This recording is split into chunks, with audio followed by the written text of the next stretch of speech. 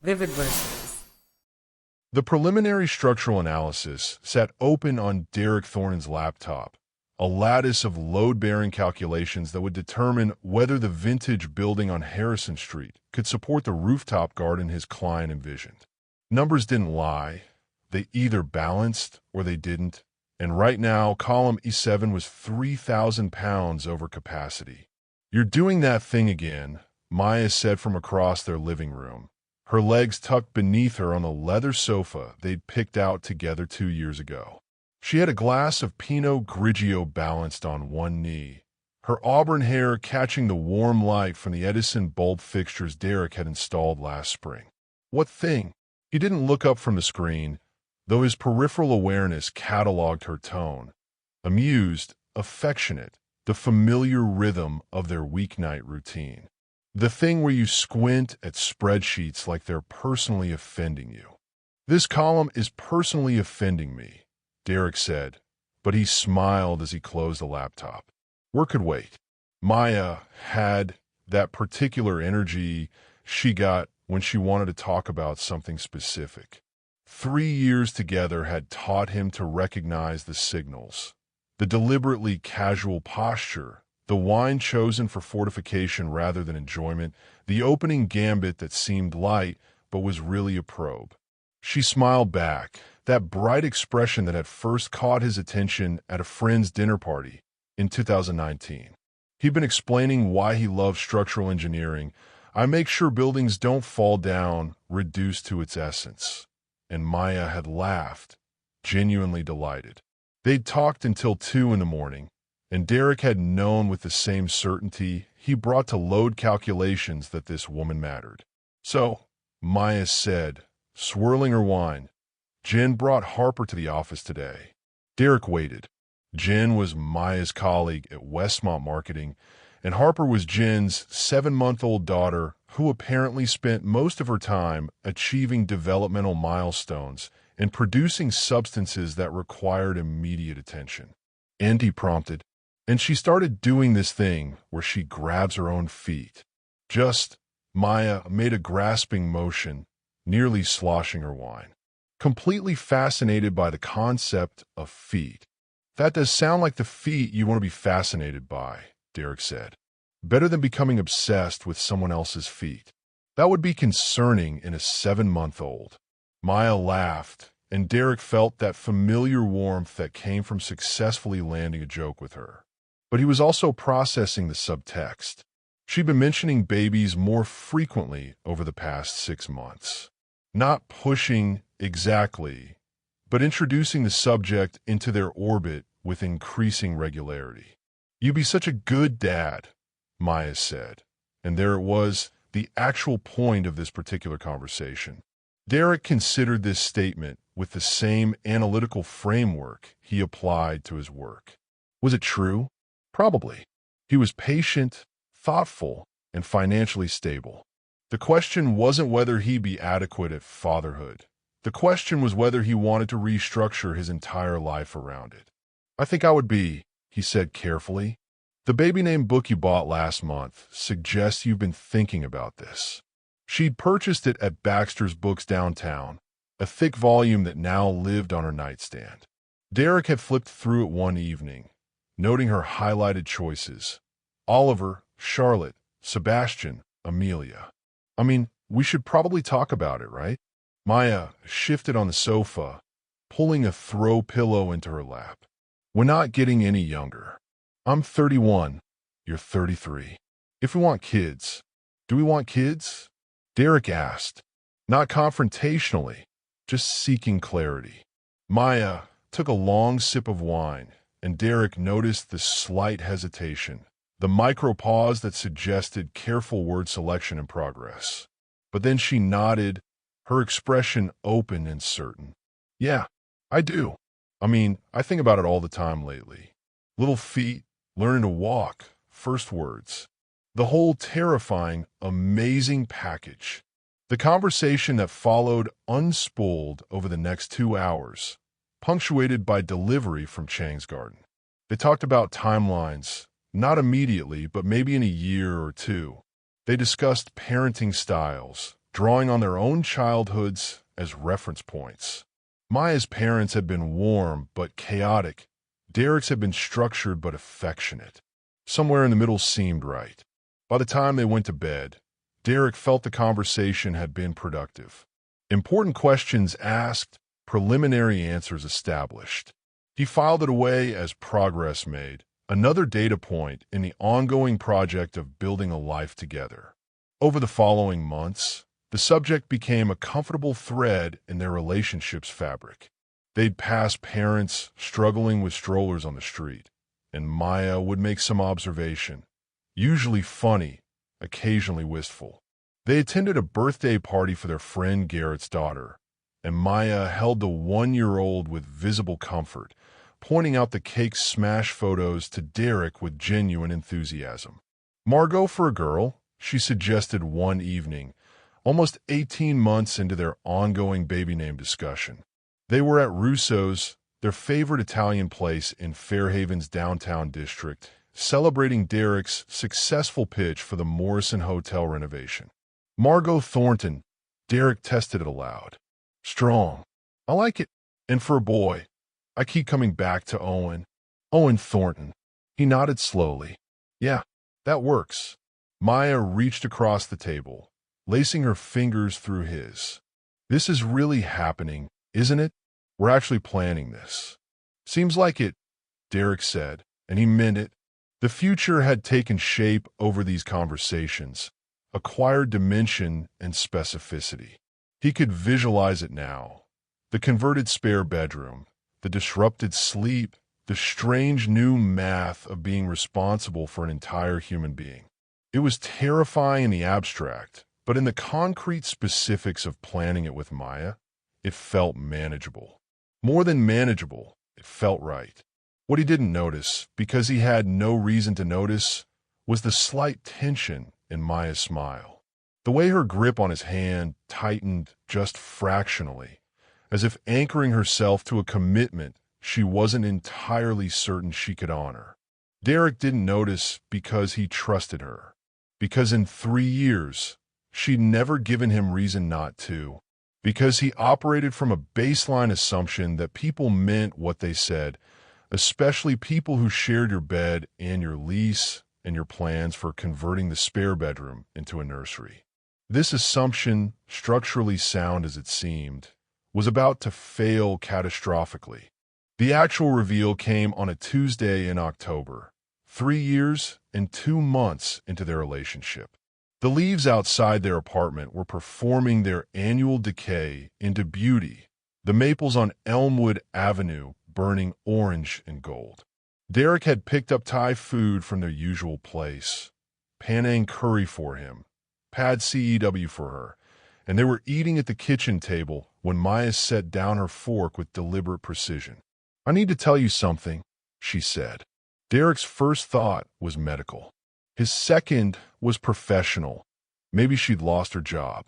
His third thought was that she seemed too calm for either scenario, which meant this was something else entirely. "Okay," he said, setting down his own fork, giving her his full attention. Maya took a breath, and Derek watched her gather herself the way he'd seen her do before difficult client presentations. The observation triggered something in his analytical mind. A small red flag, barely noticeable, suggesting this wasn't a conversation she wanted to have, but rather one she decided she had to have. "I don't want kids," she said. "I never have. I never will." The words landed with strange flatness, like someone announcing a minor scheduling change rather than detonating 3 years of shared planning. Derek's mind, trained to process complex information rapidly, went momentarily blank. Not from emotion, not yet, but from sheer processing overload. The statement was incompatible with too much established data. "I don't understand," he said, which was accurate. I know that's not what I've been saying, but it's the truth. I don't want children. The thought of being pregnant makes my skin crawl.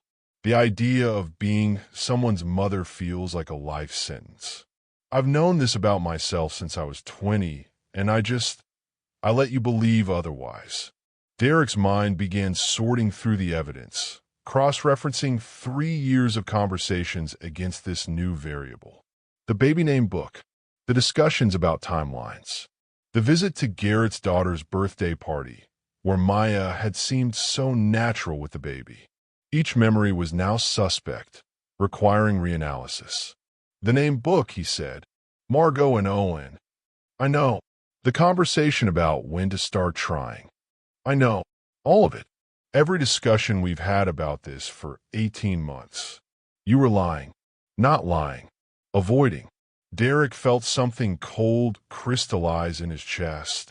A structural understanding that was both analytical and deeply personal. That's an interesting distinction. Walk me through the semantic difference.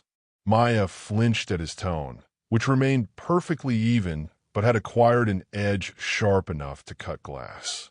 I wasn't saying things I knew were false. I was just not correcting your assumptions. By nodding when I talked about our future children. By actively participating in choosing names for babies we were supposedly planning to have. He stopped, recalibrating. Anger was unproductive. When were you planning to tell me? I've been trying to find a right time. For 18 months? I thought maybe I'd change my mind. People do change their mind about this stuff. Derek leaned back in his chair, studying her with the same focus he'd apply to a structural flaw in a building design. Maya wouldn't meet his eyes, which told him everything he needed to know about her confidence in this explanation. Let me make sure I understand the timeline, he said. You've known since you were 20 that you didn't want children. You're now 31. That's 11 years of certainty. But you thought that certainty might spontaneously reverse itself, despite over a decade of evidence to the contrary. When you put it like that, I'm just restating your position with numbers attached. Is the timeline incorrect? No, she admitted quietly. Derek nodded, processing. His mind had shifted into diagnostic mode, the same state he entered when investigating why a structure wasn't performing as expected. The emotional response was still there. He could feel it like pressure building behind his sternum. But he could compartmentalize it, set it aside for later analysis. So what changed, he asked. Why tell me now? Maya's hands twisted together in her lap. Because we're getting serious about timelines. Because you started looking at houses with good school districts. Because she stopped, seemed to gather courage. Because I thought, 3 years in, you'd be too invested to leave. There it was. The actual structural failure exposed to daylight. Derek felt his face doing something he couldn't quite control, some combination of disbelief and dark amusement that probably looked unsettling from the outside. You thought I was sufficiently trapped. That's not how I'd put it. How would you put it? I thought you'd love me enough to accept it, to choose us over some hypothetical future children. The logic was almost admirably ruthless, Derek thought with a distant part of his mind that could still appreciate strategy even while being victimized by it. She'd waited until the sunk cost of their relationship was substantial, until extracting himself would be emotionally and logistically painful, and then presented him with an ultimatum disguised as a confession. Did you factor in, Derek said conversationally, that lying to someone for 18 months might undermine their willingness to accept any compromise, regardless of how much they love you? Maya's expression shifted, some combination of defensive and pleading. I didn't lie. Let me tell you what happened, Derek interrupted, his voice still perfectly controlled. You met someone who clearly wanted children, someone who talked about it openly, who mentioned it on date number 5 or 6, and you saw that person as desirable in other ways. So you decided to defer the children problem to future Maya. Let present Maya enjoy the relationship, and let future Maya deal with the consequences. That's not fair. Is it inaccurate? She didn't answer, which was answer enough. Derek stood up, suddenly needing to move. He walked to the window, looking out at the maple trees performing their annual death in beauty. Behind him, he heard Maya shift in her chair. "I love you," she said. That part was never fake. Everything else about us is real. Everything else was built on a fundamental lie about what our future looked like, Derek said, not turning around. His reflection in the window showed a stranger's face, calm, analytical, already making calculations about logistics. "You let me build a life plan around information you knew was false. That's not love. I don't even know what that is. Derek, please, can we talk about this?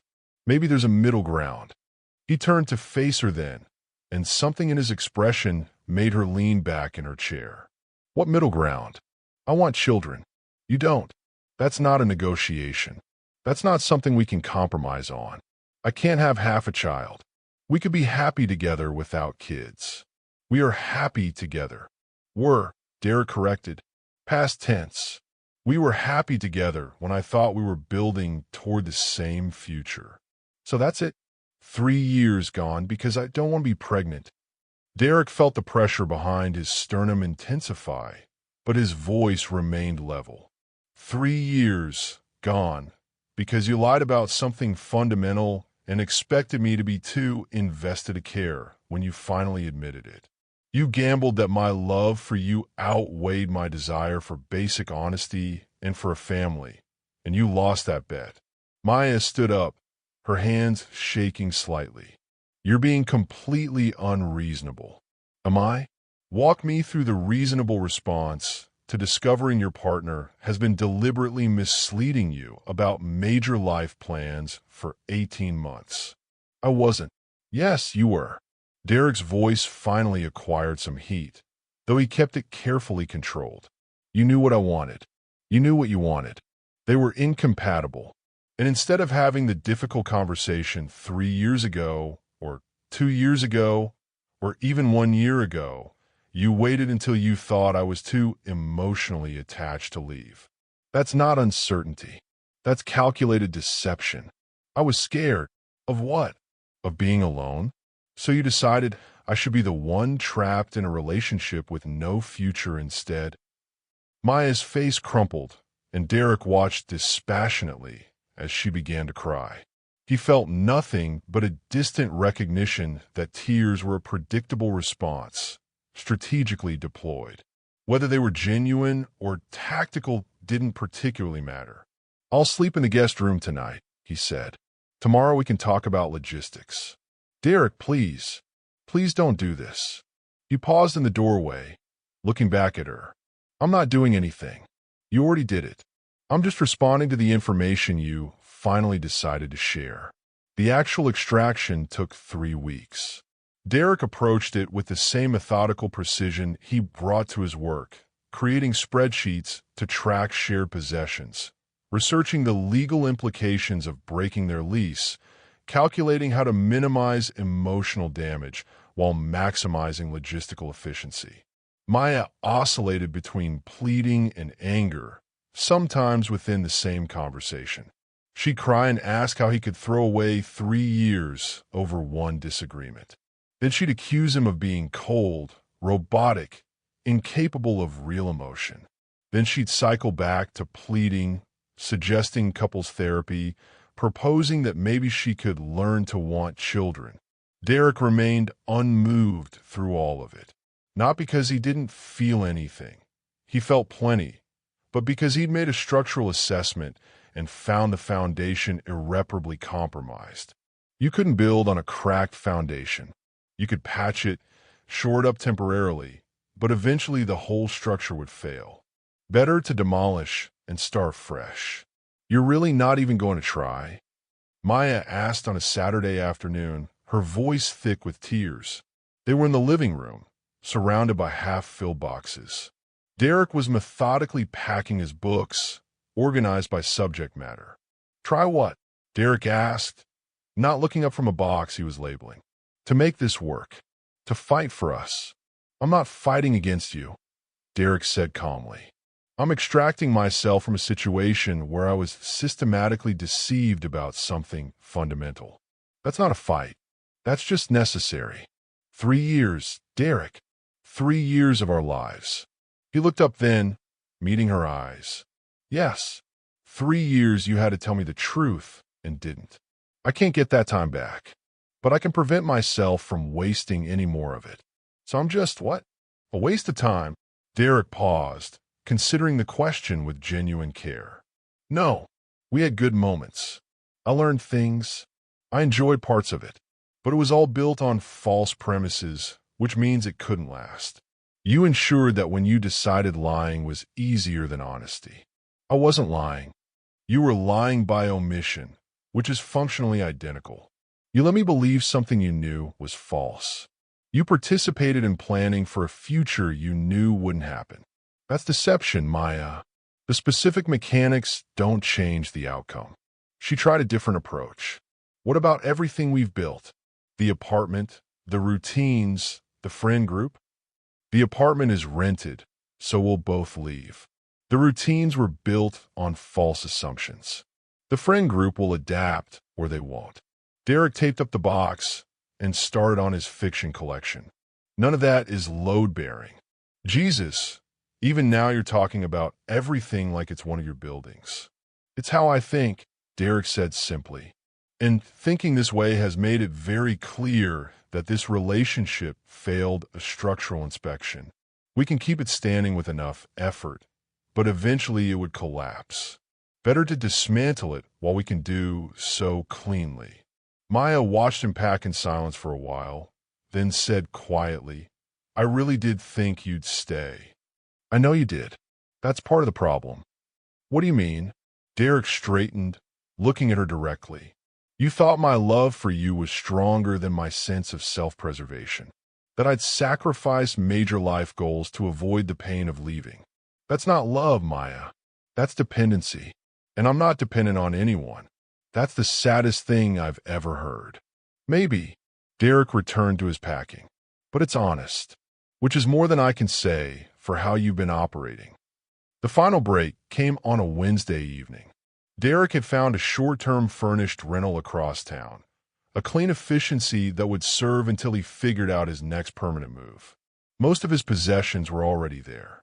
He'd returned to collect the last few items and return his key. Maya was waiting in the living room when he arrived, her face composed, but her eyes red-rimmed. Can we talk? One last time, Derek checked his watch, more from habit than actual time pressure, and nodded. Sure. They sat in the same positions they'd occupied during thousands of previous conversations, but the apartment felt emptier now, half dismantled, already mourning what it used to be. I don't think you ever really loved me, Maya said. Derek considered this accusation with genuine curiosity. Why do you think that? Because you're leaving so easily. No fight, no real anger, just this. She gestured at him, at his calm expression and crossed arms. If you actually loved me, you'd be devastated. Who says I'm not devastated? Derek asked. I'm just not letting it interfere with necessary decisions. That's not normal. Maybe not, but it's honest. He leaned back against the sofa cushion, studying her. I did love you. Past tense. I loved who I thought you were. Someone honest enough to tell me difficult truths, even when they were inconvenient. Finding out that person didn't exist ended my ability to love the person who actually does exist. That's so cruel. Is it? You wanted me to love you enough to accept being lied to for 18 months. To give up something fundamental, children, family, a future I actually want, because confronting your deception would be uncomfortable. That seems pretty cruel to me. Maya's composure cracked. I made a mistake. I was scared. Why can't you just... She stopped, breathing hard. Why can't you forgive me? I probably will eventually, Derek said. Forgiveness is just letting go of anger, and I'm not particularly angry. But forgiveness doesn't mean reconciliation. It doesn't mean pretending structural damage didn't occur. Everything's a building metaphor with you. Everything's a system, Derek corrected. Relationships, buildings, societies, they all have load-bearing elements. Trust is load-bearing. You compromised it. The relationship can't support its own weight anymore. He stood up, collecting the last box from the corner. Kitchen items, mostly things that had been technically his but that he'd left for Maya to use during the transition period. She watched him, and he could see her cycling through responses, trying to find the argument that would change his mind. She wouldn't find it, because there wasn't one. Derek had run every scenario, examined every angle, and the conclusion was invariable. Staying would require accepting a relationship model where major deception was forgivable as long as it was motivated by fear. That wasn't a relationship. That was a hostage situation. "I really am sorry," Maya said as he reached the door. "For what it's worth." Derek paused, looking back at her. He meant it when he said, "I believe you." But being sorry doesn't rebuild what got destroyed. It just acknowledges the destruction. "So that's it." "Yeah," Derek said. "That's it." He closed the door quietly behind him, descended the stairs he'd climbed thousands of times, walked past the maple trees that were nearly bare now. Their brief beauty surrendered to winter's requirements. In his car, Derek sat for a moment in silence, letting himself feel the weight of what had just concluded. 3 years ended. Plans dissolved. A future he'd allowed himself to envision, deleted from probability. It hurt. He wasn't immune to pain, just disciplined about not letting it control his decisions. But underneath the hurt was something else, a strange sense of relief. The relief of a structure finally demolished after months of knowing it was unsafe. The relief of not having to pretend anymore that incompatible foundations could somehow support a shared building. He started the car and drove toward his new apartment, his temporary home, his reset point. Derek's phone buzzed with increasing frequency over the following weeks. Maya, texting him article links about couples who'd worked through major disagreements. Maya, sending him photos of places they'd been together, memories weaponized as ammunition.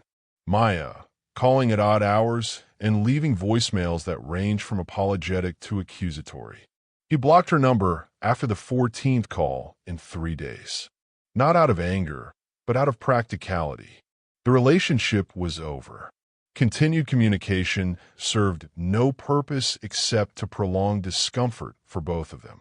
His friend Garrett called him heartless over beer at Sullivan's Pub. "She made a mistake," Garrett said, working through his second IPA. "People make mistakes. You really can't forgive that." "I can forgive it," Derek said. "I probably already have forgiven it. But forgiveness doesn't mean I have to stay in a relationship with someone who fundamentally lied about what future we were building together." "But you loved her." "I love who I thought she was. That person turned out not to exist." Garrett shook his head. "Man, I don't know. 3 years is a long time to just walk away from. 3 years is a short time compared to 30 more years with someone who thought lying to me was acceptable relationship strategy." Derek sipped his beer. "Look, I get that you think I'm being harsh. But imagine if Rachel told you she'd been lying about wanting kids, or not wanting kids, or anything else fundamental to how you've been planning your life together. Would you stay?" Garrett was quiet for a moment. "I don't know. I do know. I can't build a life with someone I can't trust. The math doesn't work." A few weeks later, Derek ran into Maya at Baxter's Books, the place she'd bought that baby name book that now seemed like a museum artifact from someone else's life. She looked thinner, tired, and for a moment something in Derek's chest tightened with automatic concern before he reminded himself that her well-being was no longer his responsibility. "Hey," she said, clutching a paperback thriller like a shield. "Hey," Derek replied neutrally.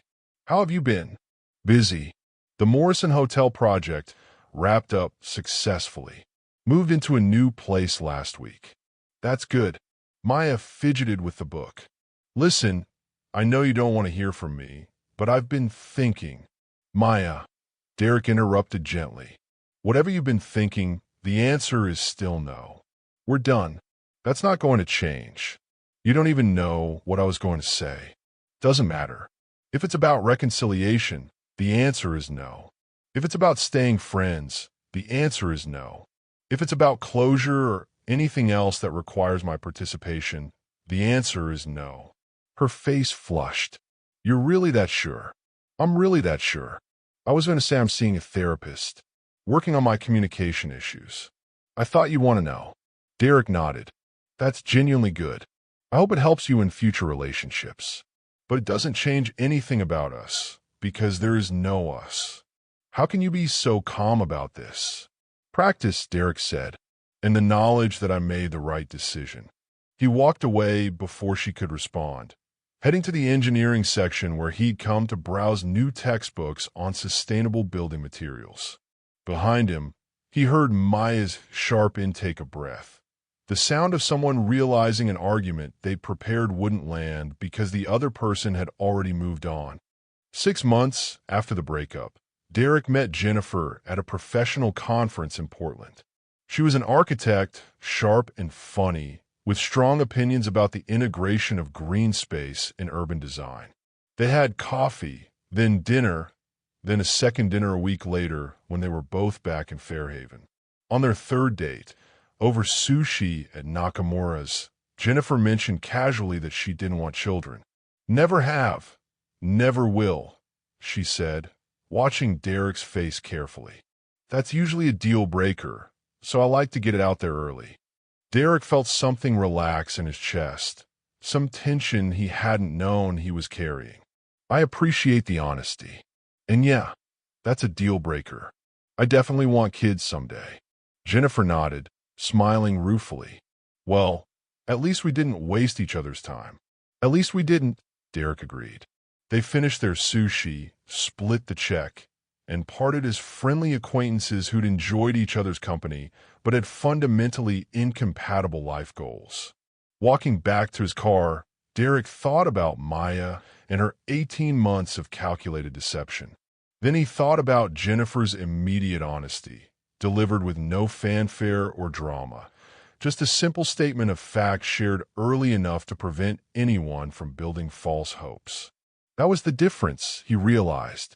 That was the load-bearing element that had been missing from his relationship with Maya.